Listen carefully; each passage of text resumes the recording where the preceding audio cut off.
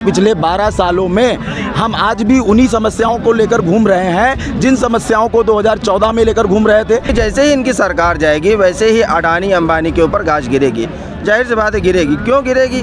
क्योंकि सारा देश का पैसा जो ये लूट रहे हैं वो कहीं ना कहीं तो जा ही रहा है। जिस चीज़ को मोदी जी ने हाथ लगाया है, जिस चीज़ को हाथ लगाया, संसद भवन को हाथ लगाया, मिट्टी को चूमा, राम मंदिर को हाथ लगाया, वो चीज़ भ्रष्ट बर्बाद हुई। उनका जन्मसिद्ध अधिकार है झूठ बोलना, भ्रष्टाचार करना, चोरी करना, लुटेरे गद्दार भगोड़ों को संरक्षण देना। 12 साल बेमिसाल, इसके साथ लगातार 12 सालों की उपलब्धियां बीजेपी सरकार जगह जगह जाकर के प्रधानमंत्री मोदी के कार्यकाल में गिनवा रही।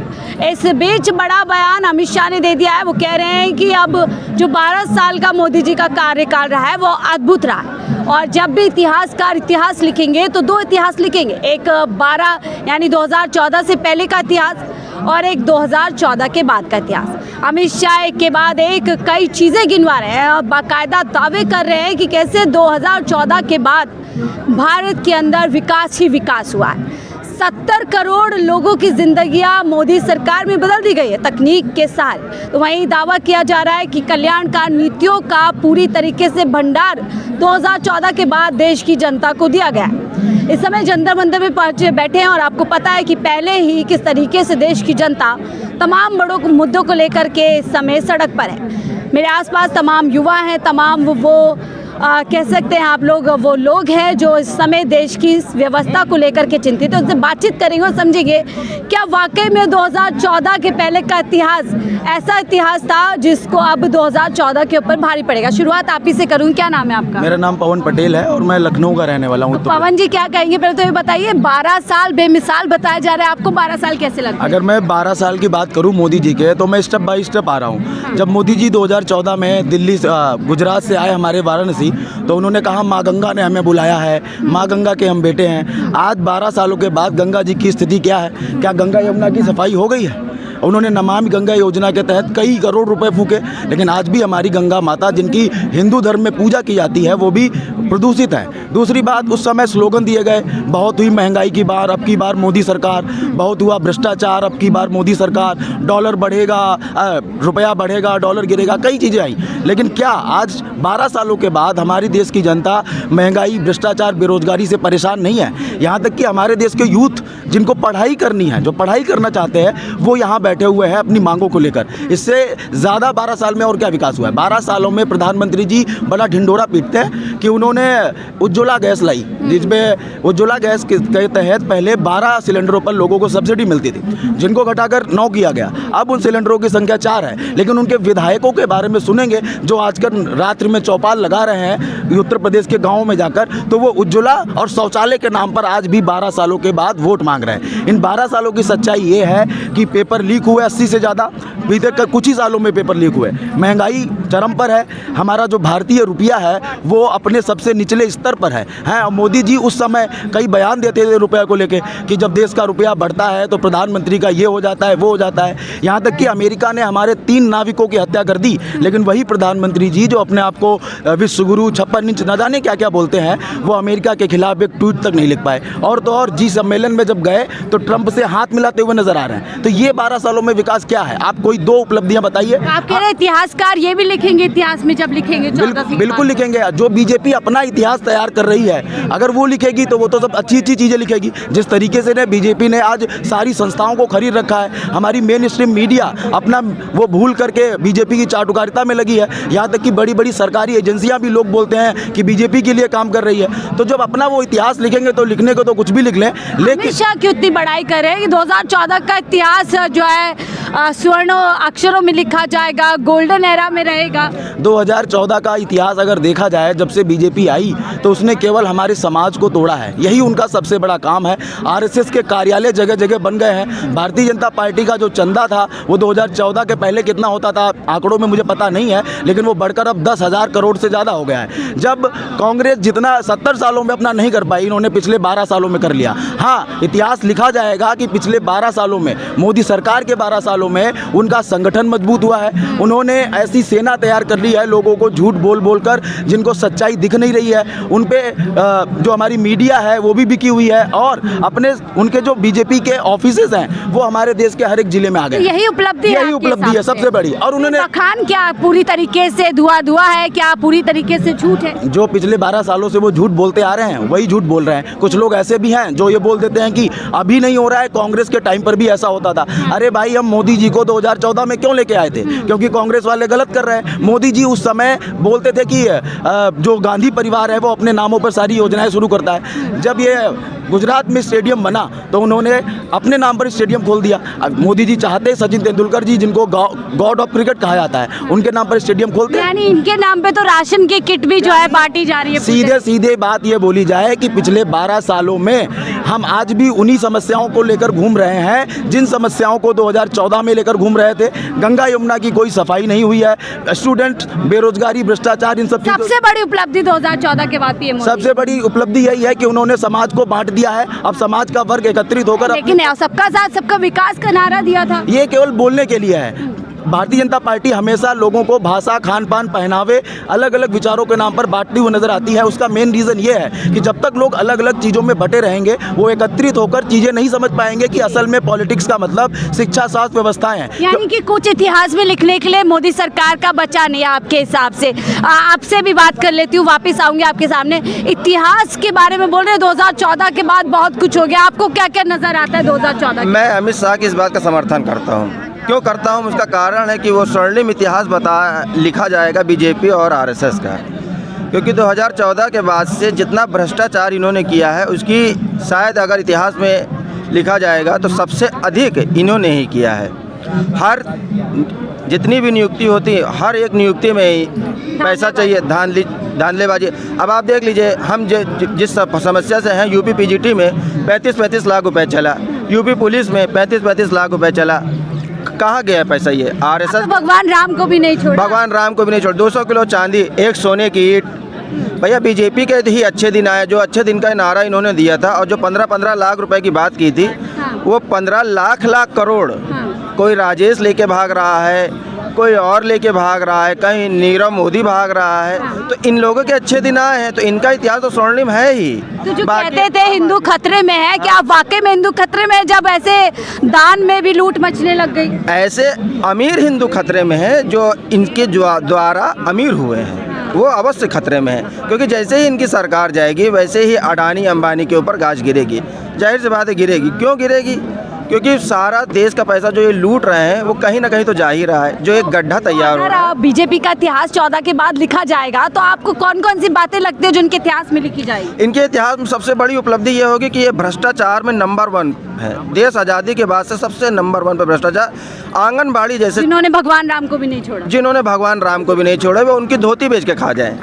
मैं आपको ये बात, ये हालत बीजेपी की, ये हालत बीजेपी की है। इन जो आपको किसी ने चांदी के खड़ऊ दिए, बताइए, चप्पल, हाँ। वो भी आपने किसी विश्वकर्मा जी ने दिया था, उसको भी आपने बेच के खा लिया। 5 मुझे गिनवा दीजिए कौन कौन सा आपको लगता है इतिहास में बीजेपी का जाएगा 2014 के बाद? 2014 के बाद जो 5 आपने कहा है, तो पहला इतिहास तो ये है कि भ्रष्टाचार में नंबर 1 पे है। दूसरा इतिहास ये है कि केवल लॉबी के थ्रू ही आपकी एंट्री हो सकती है आरएसएस में। आपको टीकाधारी होना जरूरी है, बगैर टीका के आपका काम नहीं हो पाएगा। तीसरा, आपको पैसे वाला होना चाहिए। चौथा, आप आंगनबाड़ी में भी जाइए, या 500 रुपये का आपको फ़ायदा है तो 400 रुपये आपको घूस देनी ही पड़ेगी। बगैर घूस दिए आपको कोई काम होगा नहीं। ये एक स्वर्णिम इतिहास है। आप क्या कहेंगे? कह रहे हैं अमित शाह बहुत 14 के बाद 2 इतिहास हो गए, 14 के पहले कुछ हुआ ही नहीं, 2014 के बाद विकास ही विकास देश में। 2014 के बाद तो विकास हुआ है, हम भी मान रहे हैं, उस चीज़ को हम एक्सेप्ट कर ही रहे हैं, हम मना कहाँ कर रहे हैं। लेकिन 2014 के बाद जैसे सिलेंडर हुआ, सिलेंडर हमको जहाँ पे 443 रुपये का मिल रहा था वो हमें 1000 रुपये का मिलने लगा। ये विकास है, ये विकास है। जैसे प्राइमरी विद्यालय हैं, कम से कम 90,000 के आसपास प्राइमरी विद्यालय बंद हुए, और जहाँ पे कम से कम मतलब 1000 बच्चों से कम स्टूडेंट है, जैसे आपस में मर्ज कर दिया प्राइमरी विद्यालय और क्या कहते हैं मिडिल विद्यालय को आपस में मर्ज कर दिया, जहाँ पे एक टीचर है जहाँ पे पढ़ाने वाला। और दूसरी बात ये है कि अब जैसे ग्रामीण, जब तक आप ग्रामीण स्तर को नहीं, जब तक ग्रामीण स्तर को आप नहीं खंगालोगे तब तक एक्चुअल आप नहीं बता पाओगे। ऐसा क्या काम बीजेपी सरकार, मोदी सरकार ने इन 12 साल में किया है जिसको इतिहास में जाना चाहिए? बताया तो इनका यही सारे काम है। जैसे सिलेंडर हमको इतना महंगा दे रहे हैं और स्कूल की हालत है। मैं जिस ग्राम सभा से आता हूँ वहाँ का विद्यालय देख लो। मैं जब हम लोग 2005 में पढ़ते थे कम से कम 1000 स्टूडेंट थे। आज की हालत शिक्षा व्यवस्था और खराब है। बिल्कुल ख़राब है वहाँ। आज की मैं प्राइमरी विद्यालय की मैं आपकी स्थिति बता दूँ तो 300 के आसपास बच्चे, क्योंकि सब प्राइवेट की तरफ भाग रहे हैं। इनको क्या है ना, प्राइवेट झूठ बताया जा रहा मन से अमित शाह के द्वारा। झूठ, जब तक आप ग्रामीण क्षेत्र को नहीं कवर करेंगे तो सारी चीज़ें झूठ है। अब जैसे कोई चीज़ होती है, अब जैसे ये पर्चा है, अब इधर आगे से तो इसको बढ़िया कर दिया, पीछे तो ब्लैंक है, पूरा ब्लैंक ही है। यही देश में भी हो रहा तो है। यही देश में यहाँ प्रचार ज्यादा हो रहा है और प्रचार तो होर्डिंग में तो नंबर 1 ही है। अब जैसे अगर चुनाव यूपी में है तो इनकी होर्डिंग दिल्ली में हर एक उस पे पेट्रोल पंप पे मिलेगी, बस स्टैंड पे मिलेगा। तो इनकी ये सारी नीतियाँ हमेशा इनकी काम करती रहती है। सारी नीतियाँ। आप सर से भी बात कर लेते हैं। आप क्या कहेंगे सर? बड़ा गुणगान किया जा रहा है, 12 साल बेमिसाल और इतिहास तक आ गए। इतिहासकार 2 इतिहास लिखेंगे। आपको क्या लगता है 2014 का इतिहास ऐसा क्या है जिसको लिखा जाएगा? देखो, 2014 का इतिहास लिखा जाएगा मोदी जी और अमित शाह के नाम। 2 लोग देश पे शासन कर रहे हैं, 2 बेच रहे हैं, 2 खरीद रहे हैं। अच्छा। ये मोदी जी का इतिहास है, रिकॉर्ड है। और जिस चीज़ को मोदी जी ने हाथ लगाया है, जिस चीज़ को हाथ लगाया, संसद भवन को हाथ लगाया, मिट्टी को चूमा, राम मंदिर को हाथ लगाया, वो चीज़ भ्रष्ट बर्बाद हुई। कोई भी चीज़ ऐसी नहीं बची जिस चीज़ को मोदी जी ने छुआ और वो चीज़ सही रही हो। सब चीज़ बर्बाद हुई। मोदी जी का जो 12 साल का शासन है वो देश की बर्बादी का शासन है, आम जनता की बर्बादी का शासन है, मेरी बर्बादी का शासन है। जिस 70 साल की भ्रष्ट कांग्रेस की सरकार, लुटेरी सरकार बोलो, गद्दार सरकार बोलो, कुछ भी सरकार बोलो, उस सरकार में CBSE बोर्ड की फीस 50 रुपये थी। और मोदी जी के सुशासन में, मोदी जी जिसे बोल रहे हैं इतिहास लिखने के लिए, इतिहास में लिखा जाएगा कि 50 रुपये की CBSE बोर्ड की फीस 1450 रुपये हुई और आज 2200 रुपये फीस है CBSE बोर्ड की। वो लिखा जाएगा इतिहास में।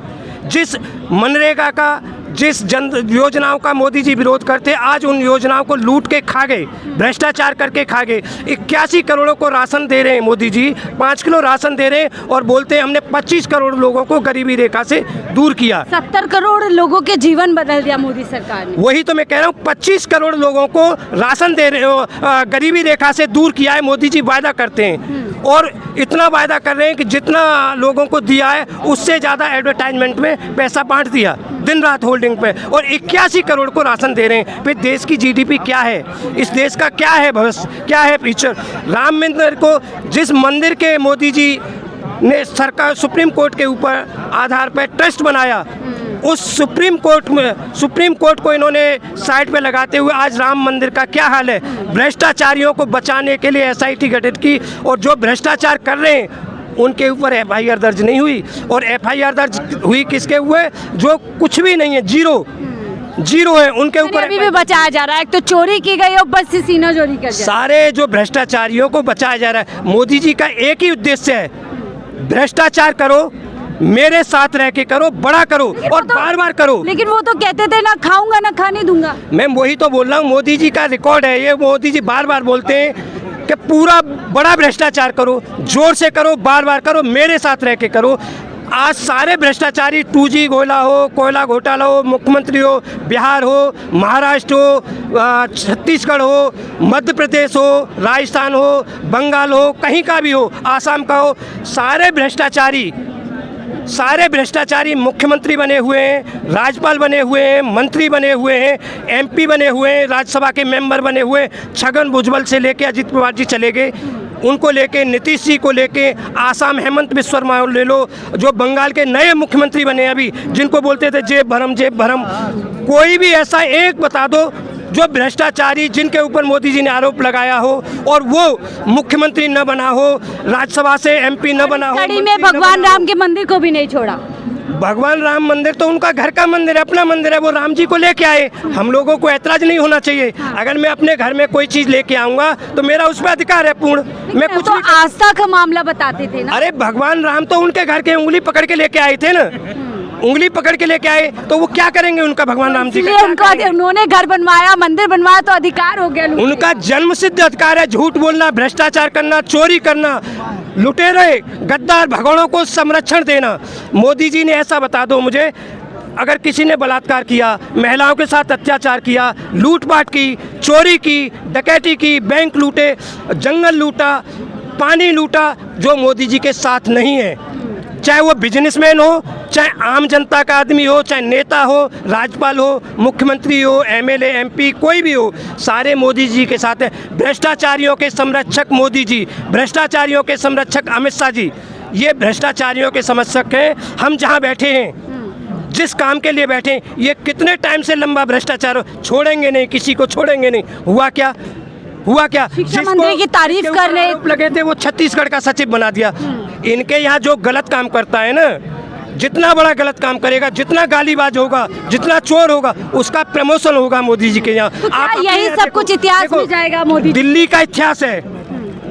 मोदी जी की विधानसभा के अंदर कपिल मिश्रा ने सीडी चलाई थी और कितना गाली गलौच मोदी जी के लिए देता था। आज उसका प्रमोशन होके क्या है, मोदी जी के वो करारा थप्पड़ मारा, थप्पड़ मार के प्रमोशन लिया उसने और मंत्री पद लिया है कपिल मिश्रा ने। तो ये मोदी जी का इतिहास है। जो जितना बड़ा भ्रष्टाचार करेगा, जितना महिलाओं पर अत्याचार करेगा, किसानों पर अत्याचार करेगा, जंगल को लूटेगा, पानी को लूटेगा, धरती को लूटेगा, आकाश को लूटेगा, रेलवे को लूटेगा, उसको उतना ही बड़ा प्रमोशन मिलेगा। तो ये अमित शाह कह रहे हैं 2014 के बाद जन कल्याण जो है नीतियों को बढ़ावा दिया गया है, जल, घर, पानी, तमाम व्यवस्थाएं आम जनता को दे दी गई है। मैम, एक ऐसी पॉलिसी बता दो जिस पॉलिसी पे अपने कामयाब हो। इन्होंने नोटबंदी की, 500 का नोट बंद किया, 1000 का नोट बंद किया। किस लिए किया था? कि भ्रष्टाचार को हटाने के लिए। 2000 का नोट लेके आए, 2000 का नोट ले आए। ये अपनी पॉलिसियों को अपने टाइम में नहीं चला पाए।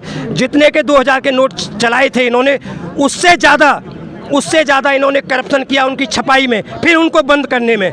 उनको नोट को छपवाने में, बंद करने में कितना पैसा खर्च होता है। ये अपने लोगों को भ्रष्टाचार में संरक्षण देने के लिए। आयुष्मान योजना का क्या हुआ? कितने लाखों कैगने पकड़े थे, किसी पे अभी तक कोई कार्रवाई नहीं हुई। एक भी मंत्रालय बता दो जहां कार्रवाई, जिसमें आरोप लगता है वहीं पे पेपर लीक होगा, आग लगेगी, फाइलों में। तो अच्छा काम किया होगा 12 साल के अंदर मोदी जी ने सबसे अच्छा काम ये किया कि भ्रष्टाचारियों को, महिलाओं पर अत्याचार करने वालों को, गरीबों को, वो अत्याचार करने वालों को संरक्षण दिया है। मोरबी का पुल, ये इतिहास में लिखा जाएगा कि गुजरात में एक मोरबी का पुल है जिसमें 150 से लोग ज़्यादा घायल हुए और मरे। उस पुल का ठेका किसको दिया था? एक घड़ी बनाने वाली कंपनी को। ये इतिहास में लिखा जाएगा। एक के बाद एक ऐसी घटनाएं हैं जो 2014 के इतिहास। मोदी जी के नाम इतिहास लिखा जाएगा कि गैस बना, पाइप, नाले में पाइप डाल के गैस बनाई जाएगी। ये भी मोदी जी के नाम इतिहास लिखा जाएगा। जो कि आज गैस के लिए देश त्राहीमाम है, पर वो पॉलिसी नहीं मोदी जी बता रहे, उसे नहीं बताएंगे। मोदी जी सबसे बड़े साइंटिस्ट बने थे कि नाले में पाइप डालो और गैस बनाओ। चलिए, बहुत बहुत शुक्रिया हमसे जुड़ने के लिए। देखिए, तमाम चीज़ें बहुत बखान किया जा रहा है मंचों से। 12 साल को ग्लोरियस, बिल्कुल करेंगे, 12 साल को बहुत ग्लोरियस 12 साल दिखाए जा रहे हैं, लेकिन हकीकत हमारे और आपके सामने उन 12 साल में कितने बार देश में आतंकवादी हमले हुए हैं, किस तरीके से आम जनता महंगाई से लगातार त्राहीमाम हो रही है, किस तरीके से स्टूडेंट लगातार पेपर लीक से परेशान है, महिलाएं लगातार असुरक्षित फील हो रही है। एक के बाद एक अत्याचार, एनसीआरबी का डेटा सामने आता है तो उसमें उत्तर प्रदेश से लेकर तमाम राज्य में महिलाओं के ऊपर जो क्राइम रेट है वो लगातार बढ़ता जा रहा है। तो लोगों का कहना है कि जब अगर 2014 के बाद इतिहास ही लिखना है तो क्यों ना इतिहासकार ये तमाम चीज़ें भी उसके अंदर डालें। आपको 12 साल के अंदर क्या कुछ ऐसा लगता है जो मोदी सरकार की उपलब्धियों में गिना जाना चाहिए? हमें कमेंट बॉक्स में ज़रूर बताइएगा। फिलहाल इस रिपोर्ट में ताई देखते रहिए 4PM न्यूज़ नेटवर्क।